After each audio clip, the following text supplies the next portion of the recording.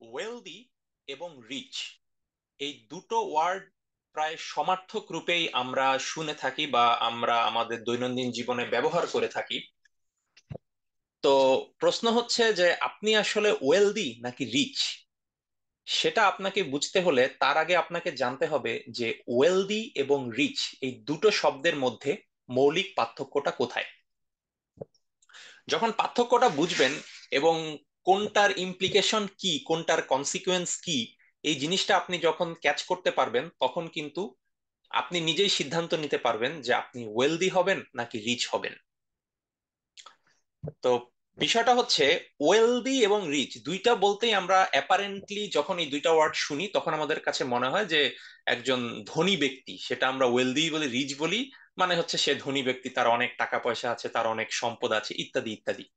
কিন্তু বিষয়টা যদি আরেকটু ডিপে যাই তাহলে ওয়েলদি মানে হচ্ছে এমন এক ব্যক্তি যার বাহ্যিকভাবে সেই ধরনের প্রদর্শনযোগ্য কোনো ধন সম্পদ নেই, অর্থাৎ যার লাইফস্টাইল খুবই সাধারণ, যার হয়তো কোনো ব্যক্তিগত গাড়িও নেই, যে হয়তো পাবলিক ট্রান্সপোর্টে চলাচল করে, যে হয়তো লোকাল বাসে চলাচল করে বা রিক্সায় চলাচল করে, যার কোনো ব্যক্তিগত গাড়ি নেই বা অথবা ব্যক্তিগত গাড়ি থাকলেও হয়তো বা খুব সাদামাটা একটা পুরানো মডেলের একটা গাড়ি আছে, এরকম। তো যার হচ্ছে আউটওয়ার্ড অ্যাপিয়ারেন্স, যার লাইফস্টাইল বা লিভিং স্ট্যান্ডার্ড বা আউটওয়ার্ড অ্যাপিয়ারেন্স খুবই সিম্পল, খুবই সাদামাটা, খুবই লো প্রোফাইলে চলে, এই ধরনের ব্যক্তিকে কিন্তু বলা হচ্ছে তারা ওয়েলদি। কারণ হচ্ছে তাদের লাইফস্টাইল সাদামাটা, তাদের লিভিং এক্সপেন্ডিচার অনেক কম, তাদের লিভিং কস্ট অনেক কম, দে লিভ বিলো দেয়ার মিন, এবং তারা যতটুকু না প্রতি মাসে আয় করেন, ব্যয় করেন তার চেয়ে অনেক কম, এবং সেই কম ব্যয়ের মাধ্যমে যেই পরিমাণ তাদের সেভিংস থাকে সেই সেভিংস এর একটা বড় অংশ তারা কিন্তু বিনিয়োগ করেন, বেশ বিচক্ষণতার সাথে তারা বিনিয়োগ করেন, এবং কম্পাউন্ড ইফেক্টের মাধ্যমে ওভার দ্য লং টার্ম তাদের সেই ইনভেস্টমেন্ট কিন্তু তাদের সম্পদকে বাড়াতে থাকে। সেই কারণে এই জিনিসগুলো চোখে দেখা যায় না, অর্থাৎ ওয়েলদি হচ্ছে এমন একটা ধন সম্পদ যেটাকে চোখে দেখা যায় না, যেটা ইনভিজিবল অবস্থায় থাকে।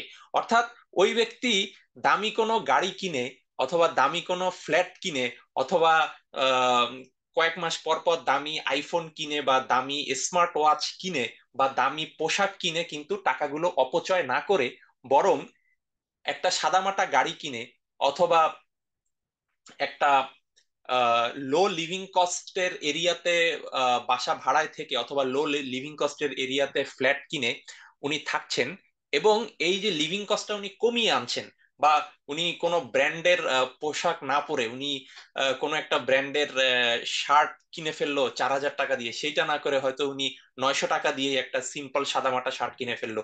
তো এইভাবে বাহ্যিকভাবে যাদের ধন সম্পদ প্রদর্শনযোগ্য নয় কিন্তু ইনভিজিবল অ্যাসেট তাদের অনেক বেশি, অর্থাৎ এই যে তারা লো লিভিং কস্টের মাধ্যমে তাদের সঞ্চয় করছেন, সেখান থেকে বিনিয়োগ করছেন, কম্পাউন্ড ইফেক্টের মাধ্যমে তাদের সম্পদ বাড়ছে, হয়তো তাদের বিভিন্ন জায়গায় ইনভেস্টমেন্ট আছে বা প্লট কিনে রেখেছেন বা ফ্ল্যাট কিনে রেখেছেন, সেখান থেকে রেন্টাল ইয়েল্ড পাচ্ছেন, সেই ইয়েল্ডের একটা অংশ খরচ করে আরেকটা অংশ সঞ্চয় করে সেটা আবার স্টক মার্কেটে বিনিয়োগ করছেন, ট্রেজারি বন্ডে বিনিয়োগ করছেন, সঞ্চয়পত্রে বিনিয়োগ করছেন বা মিউচুয়াল ফান্ডে বিনিয়োগ করছেন, বা বিভিন্ন এন্ট্রিপ্রিনিয়রশিপ স্টার্ট আপে বিনিয়োগ করছেন, ইত্যাদি ইত্যাদি। এইভাবে বিভিন্ন জায়গায় ওই সঞ্চিত অর্থ বিনিয়োগ করে দে আর গ্রোয়িং ওয়েলদি, যেটা ইনভিজিবল সেটা হচ্ছে ওয়েলদি।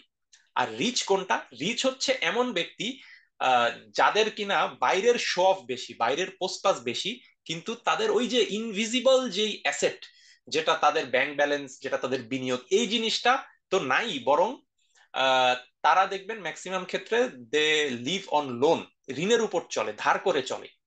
হ্যাঁ, যে তারা হয়তো দেখবেন যে খুব দামি পোশাক পরছে বা খুব বিএমডাব্লিউ গাড়ি হাঁকাচ্ছে, বা আহ, প্রায় দেখা যাচ্ছে কোনো 5 স্টার হোটেলে, রেস্টুরেন্টে ডিনার খেতে যাচ্ছে, হ্যাং আউটে যাচ্ছে, উইকেন্ড পার্টিতে যাচ্ছে, ইত্যাদি ইত্যাদি।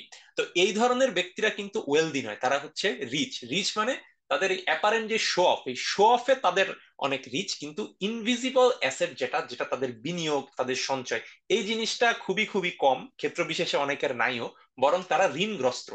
তো এই ঋণগ্রস্ত যেই বিষয়টা, তো এই গ্রুপটাই হচ্ছে মূলত রিচ। কারণ তারা হয়তো লোন নিয়ে একটা দামি গাড়ি কিনে ফেললো বা লোন নিয়ে একটা ফ্ল্যাট কিনে ফেললো, বেশ ভালো কোনো পশ এরিয়াতে বেশ দামি একটা ফ্ল্যাট কিনে ফেললো লোন নিয়ে, এরপর সারা জীবন ওই লোনের ঘানি তাদেরকে টানতে হয়। তারা ক্রেডিট কার্ড খরচ করে একটা 5 স্টার হোটেলে ডিনার করতে গেল, হয়তো এক রাতেই একজনের জন্য 5 স্টার হোটেল 5,000 টাকা চলে গেল, কিন্তু কিভাবে দিল? ওই যে ক্রেডিট কার্ডে পে করলো। এরপর ক্রেডিট কার্ডে যখন মাস শেষে বিল আসে, পুরা বিল একসাথে দিতে পারছে না, হয়তো মিনিমাম যে অ্যামাউন্টটা, মিনিমাম 500 টাকা অথবা 5%, যেটা মিনিমাম অ্যামাউন্ট দিচ্ছে, বাকি যেটা রিমেইনিং থাকছে 95%, সেটা তখন পরের মাসে আবার কম্পাউন্ডিং ইফেক্টে যোগ হয়ে যাচ্ছে, ওটার উপর আবার 15% ইন্টারেস্ট চার্জ হচ্ছে। এইভাবে ঋণের বোঝা তাদের বাড়তে থাকে। অথবা ইএমআই তে কিনছে, ইএমআই এর উপর আবার লোন যেটা নিচ্ছে ইএমআই এর ভিত্তিতে, সেটা আবার ইন্টারেস্ট সহ পে ব্যাক করতে হচ্ছে। তো হঠাৎ আইফোন কিনতে হলো 1 লাখ টাকা দিয়ে, কিনলো, কিন্তু তার কাছে ওই টাকা নাই, সে তখন কি করলো? ইএমআই দিয়ে কিনলো। এখন ইএমআই দিয়ে হয়তো পরবর্তী 12 মাসে তাকে পে ব্যাক করতে হচ্ছে উইথ ইন্টারেস্ট। তো এভাবেই কিন্তু এই ঋণের বোঝা বহন করতে করতে আহ এদের জীবনটা পার হয়ে যাচ্ছে। এবং আহ, যেটা হচ্ছে যে দে আর রিচ, কারণ ফিজিক্যাল যে আউটওয়ার্ড অ্যাপিয়ারেন্স এই জিনিসটা তাদের অনেক পোস্টপাস থাকে, কিন্তু ওই যে ইনভিজিবল ওয়েলথ, ওই যে সেভিংস ইনভেস্টমেন্ট, এই জিনিসগুলো তাদের নাই বললেই চলে। তো এই ধরনের রিচ ব্যক্তিদের ক্ষেত্রে যেটা হয় যে তাদের অ্যাক্টিভ ইনকাম যখন শেষ হয়ে যায়, একটা সময় যখন চাকরি বা ব্যবসা শেষ হয়ে যায়, বা বয়স যখন 60 বা 65 বছর ক্রস করে যায়, যখন ওইভাবে মানুষের আর অ্যাক্টিভ ইনকাম থাকে না, তখন কিন্তু মানুষকে প্যাসিভ ইনকামের উপর চলতে হয়। অর্থাৎ ওই 65 বছর বয়স পর্যন্ত সে চাকরি বা ব্যবসা করে যা আয় করেছে, ওইটারই আহ, যেই সঞ্চয় থাকছে বা যেটা বিনিয়োগ করে এসেছে ওভার দ্য ইয়ার্স, সেইটার যখন রিটার্ন আসতে থাকে, স্টক মার্কেট থেকে ডিভিডেন্ড আসতে পারে, ক্যাপিটাল গেইন আসতে পারে, সঞ্চয়পত্র থেকে পিরিয়ডিক রিটার্ন আসতে পারে, বা কোনো ট্রেজারি বন্ড থেকে রিটার্ন আসতে পারে, ব্যাংকের ফিক্সড ডিপোজিট থেকে মান্থলি বা কোয়ার্টারলি বা সেমি অ্যানুয়ালি ইন্টারেস্ট আসতে পারে। এই জিনিসগুলো তখন এই প্যাসিভ ইনকাম তাদের কিন্তু ওভাবে থাকে না যারা রিচ ব্যক্তি, কারণ প্যাসিভ ইনকাম তো থাকেই না, বরং ঋণ শোধ করতে করতেই তাদের দিন চলে যাচ্ছে। সো বরং রিটায়ারমেন্টের পর দেখা যাচ্ছে যে এত এত ঋণ, এত লাখ লাখ টাকার ঋণ তারা পে ব্যাক করবে কিভাবে? কারণ তখন তো তারা রিটায়ার, তাদের অ্যাক্টিভ ইনকাম নেই, তাহলে পে ব্যাক করবে কিভাবে ওই ঋণটা? এই জিনিসগুলো সমস্যা তৈরি হয়। আর যারা ওয়েলদি, তাদের ওই যে লো লিভিং কস্টের কারণে তারা ওভার দ্য ইয়ার্স সঞ্চয় করে বিনিয়োগ করে তাদের অ্যাসেট বাড়িয়ে তুলেছে।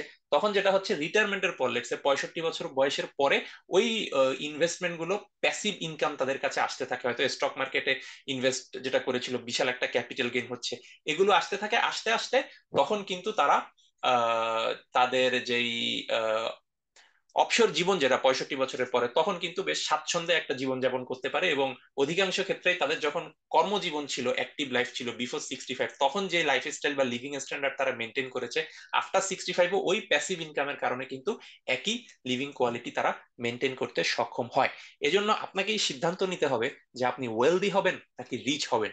যদি রিচ হন, হতে পারেন, ঋণগ্রস্ত থাকতে পারেন, কিন্তু ওই যে 65 বছর বয়সের পরে যখন অ্যাক্টিভ ইনকাম বা চাকরি শেষ হয়ে যাবে, তখন কিন্তু আপনাকে আহ, ঋণের বোঝা বহন করতে হবে, বা আপনার পরের জেনারেশনকেও সেই ঘানি টানতে হবে। আর আপনি যদি ওয়েলদি হন, অর্থাৎ একটা if you live below your mean, আপনার লিভিং কস্ট যদি কম হয় এবং ওভার দ্য ইয়ার্স আপনি যদি সঞ্চয় করতে থাকেন, বিনিয়োগ করতে থাকেন, তাহলে আপনি চাকরি জীবন পর্যন্ত যেই ধরনের একটা লাইফ পেয়েছেন, চাকরি জীবন পরবর্তী বা অবসর পরবর্তী সময়েও আপনি কিন্তু একই লিভিং স্ট্যান্ডার্ড মেনটেন করতে সক্ষম হবেন। তাই চলুন আমরা চেষ্টা করি যে আমরা ওয়েলদি হব, ঋণগ্রস্ত হয়ে মানুষকে শো অফ করার জন্য রিচ আমরা হব না, বরং আমরা আমাদের লিভিং কস্টকে মিনিমাম রেখে, বাই লিভিং বিলো আওয়ার মিন, আমরা কিন্তু ওয়েলদি হওয়ার চেষ্টা করব, যাতে করে আমাদের যখন অ্যাক্টিভ ইনকাম থাকবে না বা অবসর জীবনে যাব, তখন যাতে আমরা একই একটা সুন্দর জীবন পেতে পারি, ঋণ মুক্ত জীবন পেতে পারি, রেদার দেন মানুষকে শো অফের জন্য ওই ধরনের লোন নিয়ে গাড়ি কিনে, বাড়ি কিনে, দামি পোশাক পরে বা আইফোন কিনে, এই ধরনের শো অফ ভিত্তিক রিচ হওয়ার পরিবর্তে। Be financially literate, invest wisely.